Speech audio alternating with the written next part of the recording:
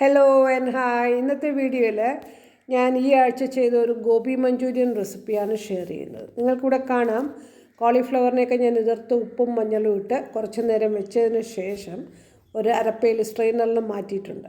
വീണ്ടും വെള്ളമൊക്കെ തോർന്നതിന് ശേഷം ഞാൻ പാത്രത്തിലോട്ട് മാറ്റി നമുക്കിതിന് വേണ്ട ചേരുവകൾ ഫ്രൈ ചെയ്തെടുക്കാൻ വേണ്ടിയിട്ട് ഇതിൽ കുറച്ച് ചേരുവകൾ ചേർക്കണം. അതായത് പാകത്തിനുള്ള ഉപ്പ്, പിന്നെ 1 ടീസ്പൂൺ കുരുമുളക് പൊടി, 1 ടീസ്പൂൺ കാശ്മീരി ചില്ലി, 4 ടീസ്പൂൺ പിന്നെ കോൺഫ്ലവറും 2 ടീസ്പൂൺ മൈദപ്പൊടിയും ഇട്ടിട്ടുണ്ടായിരുന്നു.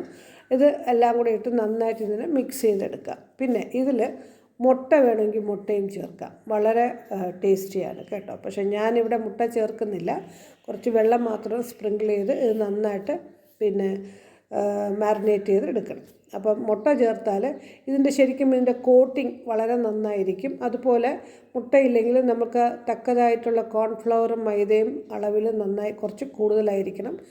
ഇതിനെ കോട്ട് ചെയ്ത് കിട്ടാൻ അതാണ് ശരിക്കും നല്ലത്. അപ്പം ആദ്യത്തെ ലോട്ട് ഞാനിട്ട് പിന്നെ ഫ്രൈ ചെയ്തെടുക്കുകയാണ്. അതേസമയം തന്നെ ഞാൻ പിന്നെ എണ്ണ ഇത് പോരാന്ന് തോന്നിയുകൊണ്ടാണ് ഞാൻ വീണ്ടും കോൺഫ്ലവർ ഇട്ടത് ആദ്യത്തെ ലോട്ടൊന്ന് ഫ്രൈ ചെയ്തെടുത്തപ്പോൾ.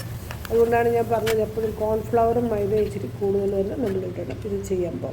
അപ്പം രണ്ടാമത്തെ ലോട്ടിട്ട് ഞാനത് രണ്ട് കുറച്ച് വളരെ ക്വാണ്ടിറ്റി വളരെ കുറച്ചാണല്ലോ ഇതൊരു ചെറിയ കോളിഫ്ലവർ ആയിരുന്നു.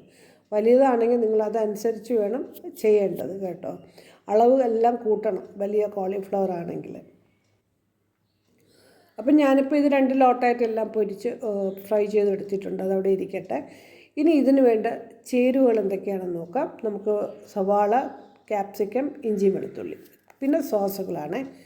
അപ്പോൾ ഇതിപ്പോൾ അരിയുമ്പോൾ എപ്പോഴും ക്യൂബിക്കൽ ഷേപ്പിൽ അരിയണം.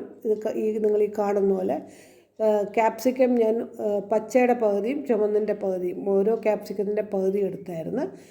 പിന്നെ ഇഞ്ചിയും വെളുത്തുള്ളിയും ചതച്ചത്. അപ്പം ഇത് ഇത്രയാണ്. പാൻ വെച്ചിട്ടുണ്ട്. പിന്നെ പാൻ വെച്ച് ഞാൻ ആ എണ്ണയിൽ നിന്ന് തന്നെ ഒരു 4 ടേബിൾ സ്പൂൺ എണ്ണ ഇതിലൊഴിച്ചിട്ടുണ്ട്. ആദ്യം ഇഞ്ചിയും വെളുത്തുള്ളി ഇട്ടു, പിന്നെ നമ്മുടെ ഉള്ളി, പിന്നെ നമ്മുടെ ക്യാപ്സിക്കം, ഇതെല്ലാം കൂടി ഇട്ട് നന്നായിട്ടൊന്ന് സോട്ട് ചെയ്ത് പാകത്തിനുള്ള ഉപ്പും കൂടെ നമ്മൾ ഇട്ട് വേണം സോട്ട് ചെയ്യാൻ. ഇനി നമ്മളിതെല്ലാം ഒന്ന് സോട്ട് ചെയ്ത് പച്ചക്കുത്തൊക്കെ മാറുമ്പോൾ നമുക്കിതിൽ നമ്മുടെ സോസുകൾ ഓരോന്നായിട്ട് ആഡ് ചെയ്യാം. സോസ് എന്ന് പറയുമ്പോൾ dark soya sauce 1 tablespoon, പിന്നെ red chilli sauce, tomato sauce. അപ്പം ഈ സോസ് ഞാൻ ഈ സോസിൽ ടൊമാറ്റോ സോസ് ഇച്ചിരി കൂടുതൽ ഇടുന്നുണ്ട്. കാര്യം എൻ്റെ മോനത് ഇഷ്ടമാണ്. അപ്പം നിങ്ങൾക്ക് നിങ്ങളുടെ പ്രിഫേർഡ് ആയിട്ടുള്ള അളവുകൾ അനുസരിച്ച് നിങ്ങൾക്ക് ചെയ്യാം. അപ്പം എന്ത് ചെയ്താലും ഇത് വളരെ ടേസ്റ്റിയാണ്. കാര്യം ഇത് നാനിൻ്റെ കൂടെയും പിന്നെ പൊറോട്ടയുടെയും ചപ്പാത്തിയുടെ കൂടെയൊക്കെ നമുക്കിത് വളരെ നല്ലതാണ്. ഇപ്പം ഞാൻ ഇതിലോട്ട് നമ്മൾ ഫ്രൈ ചെയ്ത് വെച്ച പിന്നെ കോളിഫ്ലവറും ഒക്കെ ഇട്ടിട്ടുണ്ട്. എല്ലാം നന്നായിട്ട് മിക്സായി.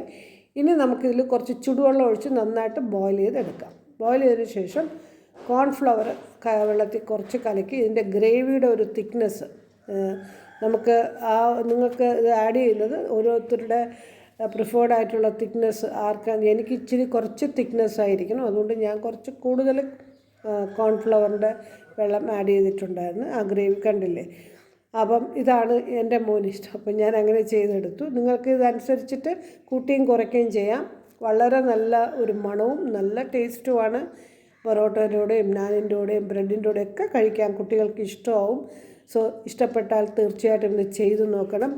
ഇഷ്ടപ്പെട്ടാൽ like and share and subscribe ചെയ്യാനും മറക്കരുത്. Thanks for watching. ബൈ.